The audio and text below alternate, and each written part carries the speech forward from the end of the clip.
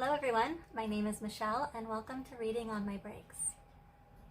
It is still December and I don't have any decorations in this corner, but I am wearing my fun gnome sweater to be festive.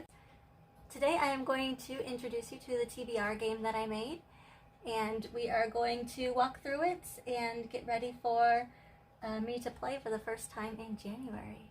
So let's zoom in on the game a little bit and I'll show you how to play. I created this TBR game because I have a lot of books on my shelves that I just don't usually pick up, and then I end up either selling them or donating them, and I would just like to start trying to read those different books on my shelves, but also different books at the library, because I seem to always get the same type and go with the same kind of books.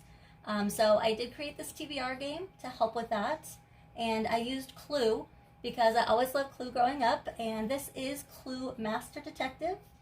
There are 10 suspects, more rooms, and so more opportunity to choose books that I normally would not pick up. And at the beginning of each play, I will spin the random wheel generator and choose one of the 10 suspects.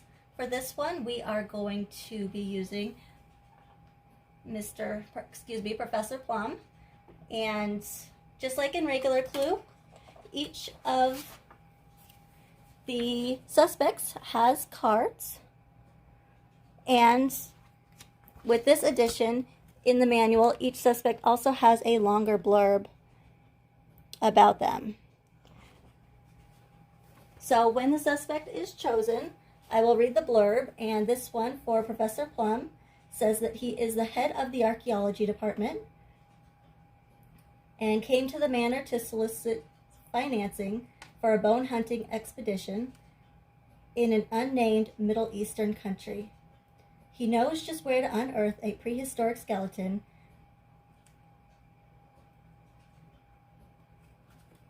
and then his card says, archaeologists of dubious distinction makes frequent expeditions to political hotspots. So when I roll the dice and I land on one of these spaces, and I'll tell you what each of them are in a second, I will need to find books that have to do with either archaeology, something either bones on the cover or have to do with bones in the books themselves, something to do with maybe it's set in Middle East, something to do with soliciting financing in the book. So those will be the options. And then each of the spaces has different washi tape on them. And then here are what they stand for. So for the rose one, it's going to be short stories or poetry. The flags will be our fantasy. The lace is romance. The green stripes are nonfiction. The polka dots are sci-fi. The herringbone is wild. I know there's another name for it, but I'm just thinking flooring right now. And the arrows are thriller mystery. And when I choose the books from these spaces, I will choose books that I already own. So trying to get through those as much as possible. When I do land in a room, some of the rooms will have 2 cards and some will have 3 cards.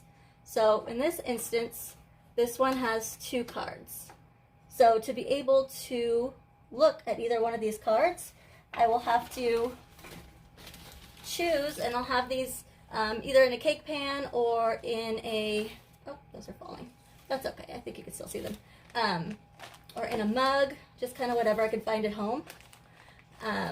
These are authors that I have not read. These are popular books that I have not read. These are booktubers. For this one, I will roll the dice, and whatever number it lands on, that's the month of the video that I'll look at, and I will choose one of the books from there that have to do with my suspects. And then the 4th option would be to use these library clue cards that I created. And these just have different prompts on the back of them, like finish a series you DNF'd, because that sounds fun. So I will randomly choose for this one which one of these I will use, and then I will have to fulfill that prompt to look at these cards. For the 3, instead of choosing 2, I would be choosing 3. The cards are just uneven with the room, so they don't fit in all the way. Now, if I don't finish the books that goes with these, and these I will get either from the library, from Scribe, or books that I own. And so if I don't finish the prompt or complete the prompt that goes with these, then I will not be able to look at the card, which will make it very hard at guessing at the end. So these are just random, so it doesn't matter if I see them. But there are spaces right here, the magnifying glass spaces. Hopefully you can see those. Trying to find one kind of in the middle. This one's a little more in the middle. Magnifying glass. For this one, I would have to do a random library book. And for that, I do have the different sections of my library on a random wheel, which are YA, middle grade, adult fiction, adult nonfiction, and comic books and manga, because for some reason they put comic books and manga in the nonfiction area.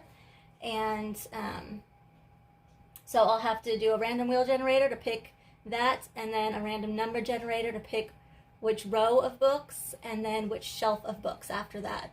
And then I'll do a random generator to pick a book on that shelf, and I will have to read that book to be able to choose one of these cards that I didn't fulfill the requirements for, to be able to look at, so that I could get closer to seeing who did it, where they did it, and with what weapon. So that is pretty much the essence of the game. I don't have any idea, which I did kind of a pre-play game, and if I don't complete these, I don't really have a punishment. I have more of a punishment for not completing the cards. So I don't know. If you guys have any ideas, let me know. Also, if you have any ideas for the cards, different prompts, I'd appreciate that as well, because I've been watching people and writing some down, and looking at these, I'm kind of like, well, I could use some more variation. But yeah, so this is the game. I'm really excited to play it for January, and thank you so much for watching. Please subscribe, and I'll have another video coming to you guys soon. All right, take care. Bye-bye.